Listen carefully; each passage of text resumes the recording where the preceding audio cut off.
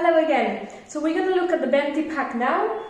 This ventilator is for adult, child and infant above 10 kilos. This is a ventilator that we're going to set up by flow, and if you've seen Alberto's Puritan Bennett set up, you will know how to do this, but basically the more flow and the longer ride time, the bigger volume.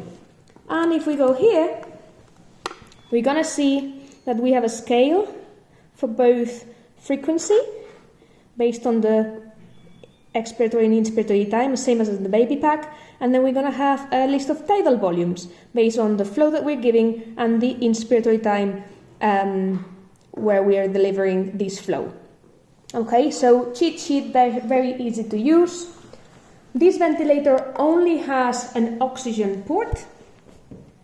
Okay, and we're going to have, if we go to the oxygen settings, we don't have a dial to decide FiO2. We're going to have either just oxygen or it's going to entrain with amix. There's not much else to say here. Settings wise, we can have demand, which is like a spontaneous mode that you'll hardly use on these machines, or CMB, which is continuous mandatory ventilation with the capacity to be also triggered. I'll just turn it off for a second while we set up. So the same, we're going to set up I time and expiratory time. Let's go back here. So we want to set up this patient with a rate of 15, like the patient we did earlier on. I time will be 1, expiratory time will be 3. So we go back here and we set that I time of 1, expiratory time of 3. And then with the I time of 1, we want this patient to have around 300 mL of volume.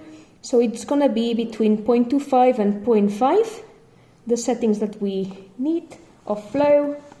So we're going to set somewhere between 0.5 and 0.25, and then we will recheck. We turn it on.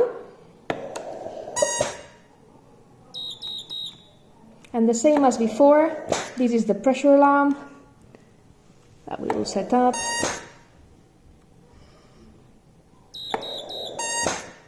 So this patient is alarming that we are reaching the high pressure. You see, when we are at 40, it doesn't beep. If I drop it to 30, it is alarming. Same with the collars here, just if you see we have a disconnection. Stops working because it's driven by the gas, and this turns red. And it also alarms, low pressure. So if you are using this ventilator, it's very easy. You just need to know that you need to use that to know your targets.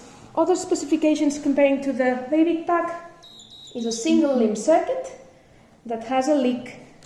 And in this leak, you're going to put a PEEP valve. You've noticed we've set up the flow for tidal volumes, but not the PEEP. And the PEEP will be determined by this PEEP valve. So I'm just going to close it halfway through and then we'll turn it back on and see the differences. Why is this relevant, particularly in the patients we're having at the moment? The filter will have to be between the patient and this leak. Because if you put it anywhere else, for example, if you were to put it here at the beginning, it wouldn't make any sense. The gas will come filtrated from the environment, reach the patient and come out without having been filtered. So the filter between patient and the PEEP valve. Just to show you how this PEEP valve affects our settings, I'll just turn it off. Sorry, I need to plug back. Okay.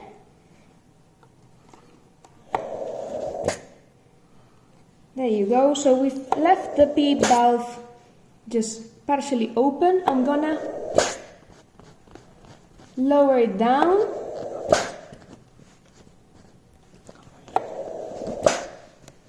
Lower it. So we've got hardly any PEEP now. It's completely open, and now I'm closing the PEEP valve, just turning it to the 10. And you see it's roughly around 10. If I put it higher, it will end up alarming. Now I've set it up at around 20,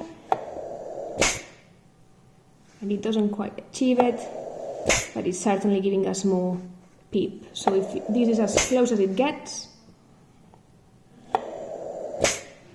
and this is what you can achieve with this ventilator. So hope it helps, and good luck with that.